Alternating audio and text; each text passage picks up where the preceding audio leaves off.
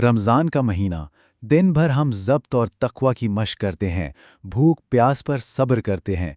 लेकिन जैसे ही इफ़्तार के साथ दिन ख़त्म होता है, एक बिल्कुल अलग, एक ख़ामोश सी कश्मकश शुरू हो जाती है। ये एक ऐसी जंग है जो रूह की बुलंदी और रात के डिजिटल खल्फिशार के बीच लड़ी जाती है, और अक्सर हमें इसका एहसास तक नहीं होता। तो आज की इस नशिस्त में हम 4 चीज़ों पर बात करेंगे। सबसे पहले, इफ्तार के बाद का ये स्क्रोल ट्रैप आखिर है क्या? फिर हम देखेंगे कि इसके पीछे डोपामीन का फ़रेब कैसे काम करता है। इसके बाद हम अपनी रूहानी तालीमात से कुछ इशारे लेंगे, और आखिर में इस चक्कर को तोड़ने का एक बहुत ही अमली तरीका भी देखेंगे। ज़रा एक लम्हे के लिए सोचें, सारा दिन रूहानी सफाई और परहेजगारी में गुजारने के बाद कहीं ऐसा तो नहीं कि इफ्तार के फौरन बाद हम अनजाने में एक जिस्मानी भूख को एक डिजिटल लत से बदल देते हैं? तो आइए पहले हिस्से से शुरू करते हैं, दी अफ्तार स्क्रोल ट्रैप। ये वो वक्त है, दिन का वो लम्हा, जब दिन भर के ज़ब्त के बाद हमारा जहन और जिस्म दोनों ही सबसे कमज़ोर हालत में होते हैं। देखें, दिन और रात में एक बहुत बड़ा फ़र्क है। दिन के वक्त हमारा नज़्म-ज़ब्त, हमारी क़ुव्वत इरादा अपने उरूज पर होती है। लेकिन इफ्तार के बाद क्या होता है? जिस्म को तवानाई मिलते ही दिमाग का जो डिफेंस सिस्टम है वो कमज़ोर पड़ जाता है। अब दिमाग को फौरी खुशी चाहिए, फौरी तहरीक, और ऐसे में सोशल मीडिया की रंगीन दुनिया उसे सबसे आसान शिकार नज़र आती है। और फिर हम अक्सर शिकायत करते हैं कि अगले दिन बहुत थकावट और सुस्ती हो रही है। सारा इल्ज़ाम रोज़े पर डाल दिया जाता है, लेकिन हकीकत कुछ और है। असल मसला रोज़ा नहीं, बल्कि रात भर की वो डिजिटल बेइतदाली है जो हमारी सारी ज़हनी तवानाई निचोड़ लेती है और रूह को थका कर रख देती है। अच्छा, अब ज़रा इस आदत के पीछे की साइंस को समझते हैं। इसे हम कह सकते हैं डोपामीन का धोखा।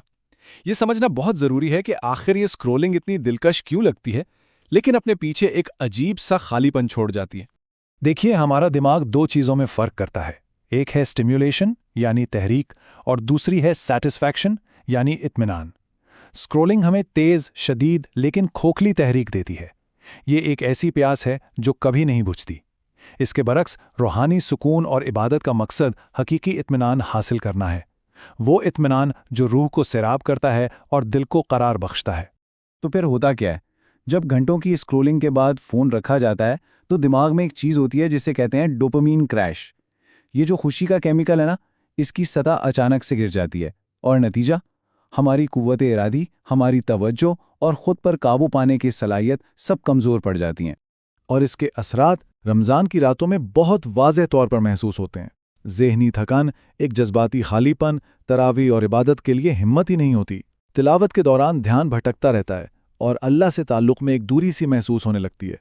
याद रखें, ये सिर्फ सुस्ती नहीं, ये एक न्यूरोलॉजिकल नतीजा है।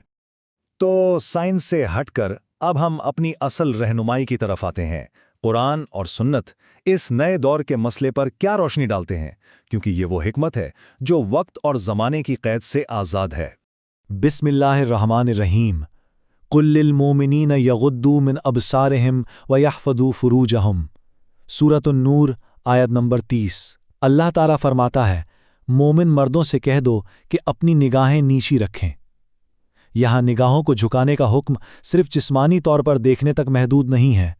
ये एक बहुत गहरा उसूल है, अपनी रूह और अपने दिमाग को हर किस्म के बेलगाम मवाद और ज़हनी शोर से बचाने का। बिस्मिल्लाहिर्रहमानिर्रहीम। वल अस्र इन्नल इंसाना लफ़ी खुस्र। सूरतुल अस्र आयात 1 और 2। ज़माने की कसम, बेशक इंसान खुसारे में है। और ये जो लामहदूद स्क्रोलिंग है, ये वक्त को इस तरह खा जाती है कि हमें एहसास तक नहीं होता। और रमज़ान की इन कीमती रातों का ज़ाया हो जाना, इससे बड़ा खुसारा और क्या हो सकता है। बिस्मिल्लाहिर्रहमानिर्रहीम। वल्लज़ीना हुम अनिल लग़्वी मुअरिदून। सूरतुल मुमिनून आयत नंबर 3। और वो जो लग़्व बातों से मुंह फेरते हैं। अगर हम गौर करें तो आज के दौर का सबसे बड़ा लग़्व शायद यही डिजिटल शोर है, जिसका कोई मकसद नहीं, कोई फ़ायदा नहीं। और रमज़ान तो कमी का महीना है, एक आदत को दूसरी से बदलने का नहीं। ठीक है, तो जब मसला और उसकी जड़ें समझ में आ जाएं तो हल की तरफ बढ़ना बहुत आसान हो जाता है। तो अब हम बात करेंगे एक अमली मंसूबे की, अपनी रातों पर दोबारा इख्तियार हासिल करने के लिए।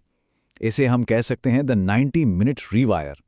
ये इफ्तार के बाद के लिए एक बहुत ही सादा सा प्रोटोकॉल है। पहला कदम, रोज़ा खुलने के बाद पहले 15 मिनट फ़ोन को हाथ नहीं लगाना, ताकि जिस्म और रूह को यकसुई मिल सके।